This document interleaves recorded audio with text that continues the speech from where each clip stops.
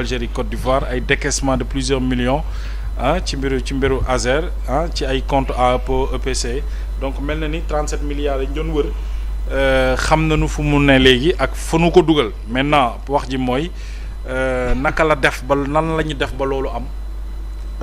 ba loolu jaar ci bëtu sunu kilifa yi ne ci réew mi ba loolu rëcci leen ba mbir yi di mën a génn yi ni mel di xew.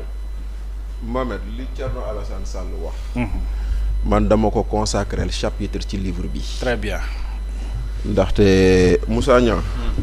yow maa ngi leen li nga doon wax noonu ci 8 milliards Bakel yooyu noonu. maa ngi koy tudd ci livre bi à la page je crois 273 maa ngi naan gëm sa bopp def na fi plainte contre les 8 milliards te gisuñu dara. effectivement. page 273. Abdou Nguer mii maa ngi koy tudd à la page 81 ci livre bi. mënut a ñàkk waaw ba mu naan action citoyenne contrôle citoyen bu mu demoon def moom ànd ak ñoom Thierno Alassane Sall ak Adama Diallo. Nguer kay assemblée la war a dugg moom. voilà kon ñu attaqué ko mu déposé plainte kenn recevoir plainte. kon nag lii Thierno Alassane Sall di wax tey. man chapitre la ci livre bi. très bien. tuddee ko prolongation à Madrid. kon yow xamoon nga 37 milliards fu mu dugg. am na lu ma ci xamoon. d'accord. voilà ma tuddee ko prolongation à Madrid. wax lan moo xew ci dossier bi ca Espagne. waaw. pour jox la juste exemple. le 16. et je rappelle toujours doguma la que information yu yees yu ñu am justice su Espagne. fa laa jëm moo ko joxe fa laa jëm le 16 octobre 2025 la Thierno Alassane Sall dem déposer plainte au niveau du pôle judiciaire. bu Sénégal.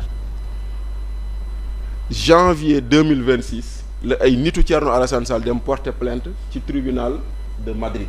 oui. ci boobu ba léegi communiqué bii sa waay Ndiaye di lire ñu ngi ko am semaine passée. ba traité ko fi. alors que la justice espagnole chaque étape mu ngi tontonteeg ñi ko plainte. bien sûr. c'est pour vous montrer la différence de traitement quand des citoyens posent une question ou amènent une question devant la justice quand les Espagnols ñoom da nga leen bind oui on a reçu votre plainte ok ñu toog gëstu gis ni la plainte doit être instruite ñu bind leen ne leen votre plainte sera instruite si bind ba ñu leen bindee la ñu amoon information ni service justice espagnole le tribunal de Madrid dafa jox ultimatum Banque Santander jox ultimatum AOPO Sénégal mu tracer leen tous les flux financiers du compte de AOPO de José kon résultat boobu la Thierno Alassane Sall joxe tey mais résultat boobu noonu man xaw ma ko woon mais ni maanaam démarche bi bind naa ko. très bien. moi j'avais déjà écrit que ultimatum avait été donné à la Banque Santander de donner tous les flux financiers léegi nag ñoom justice ba demandé woon loolu ba mu ko jotee jox na ko ki porté woon plainte léegi nag imaginez ñun fii ñu ne la Baba Diallo justice Sénégal non gendarmerie déglu na ko kenn xamul lu mu fa wax ñu ne la Jean Michel wuyu ji na kenn xamul lu mu fa wax ñu ne la Thierno Alassane Sall dem na kenn xamul lu ñu fa wax enquête boobu noonu kenn xamul léegi est-ce que tu voyais un peu la différence de traitement. voilà loolu mooy li fa am moo tax nag benn bi loolu ngay njëkk a souligner transparence ak redevabilité bu ñu am vis-à-vis de leurs citoyens te ñun suñu ay autorités amuñu ko. quand même. ndaxte man tey jii nii dossier bii bu tollee. bëgg a yàgg nag. dossier bi bu tollee fii du kenn ku dul procureur Sylla bu pôle financier bu defoon lu ko war duñu toll fii. alors que yéen am na yeneen dossiers yu ñuy accélérer. loolu moo tax may la man quand on me dit on est dans le jubal jubanti dama naan xëy na c'est à géométrie variable dossier Covid ak ñu ci topp yëpp lu muy rëy Médoune ça porte sur 6 milliards 9 Moustapha Diop ci la dugg kaso presque plus d'1 an Mansour Faye plus de 6 mois ay dage El Hadj Abdou Aziz Mbaye yàlla na ko yàlla yërëm si lañ ko si doon toppee keneen ak keneen. stressé ko bare.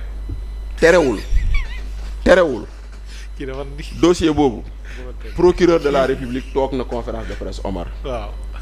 procureur général feelu ko procureur financier di ko tàccu amul lu ñu waxul. ndeysaan.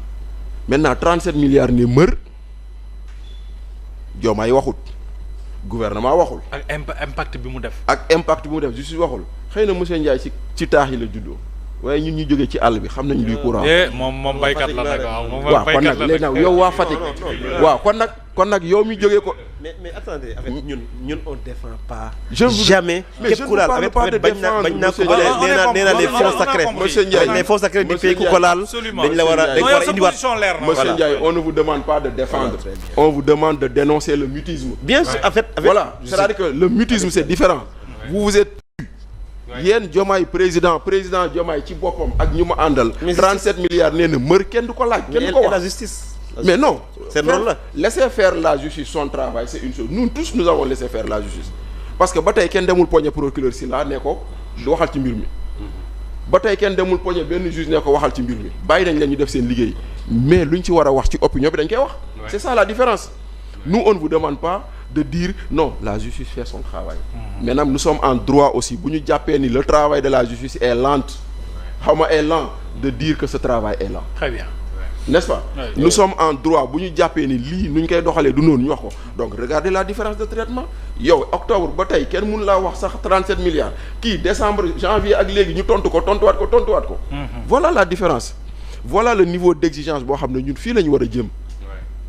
parce que dañu war a xool lu baax ci ñu tubaab yi. ñu jël ko. mais dëgg la. ñu roy lu baax ci ñoom. par exemple waaw par exemple. vas-y. non allez-y. kon nag léegi nag mooy loolu noonu maintenant nag fii nag. au moins am na ñetti information yu ñu Thierno Alassane Sall wax. waaw bu njëkk bi bind naa ko fii newoon nañ leen mbir mi ni mu demee dañoo jàpp ni xaalis bu waroon jël ñu tabax ñu taal ay dëkk xaalis boobu la ñu fayee Sonac. et les relevés ont confirmé que c'est l'argent public qui a payé la prime d'assurance. loolu rek scandale la. loolu rek scandale la. en violation du code ciment. Jean-Michel alors que code ciment da la wax ni. Jean-Michel lan lay wax waaw alors que code ciment da la wax ni assurance. bu ñu ko fayul elle n'est pas valable. ñoom dagg nañ assurance bi.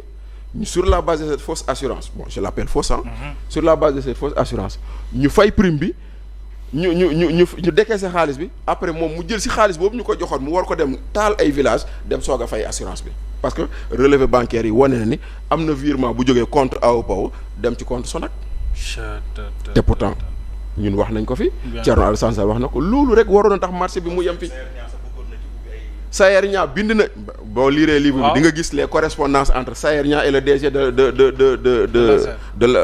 la Sonac. de la Sonac oui. Sayer Niang di ko naan sëñ bi. je vous demande une chose. vous avez émis les nu mu tuddati vous avez émis les primes les assurances je vous demande quand est-ce que les primes ont été payées. xoola waa ji di layam nii directeur Sonac bi. ba Sayer Niang jox ko ultimatum ne ko je vous demande de répondre sous 48 heures taxul mu tontu ko et tout ça c'est dans le livre maintenant kon nag déjà loolu rek Thierno Alassane Sall ci liggéeyam won nañu preuve bi ni xoose dafa jël suñu xaalis pour fay pour daggal ñu assurance alors que moom ci xaalisam la waroon jël dagg assurance balaa ñu koy jox marché xoose nag gunu yab la quoi. non xoose yabuñu ñu fi indi xoose ñooñu yab ak ñu koy jàppal tànk loolu mooy benn bi beneen bi nga xam ne non beneen bi nga xam ne traçabilité bii liggéey bii Thierno Alassane Sall def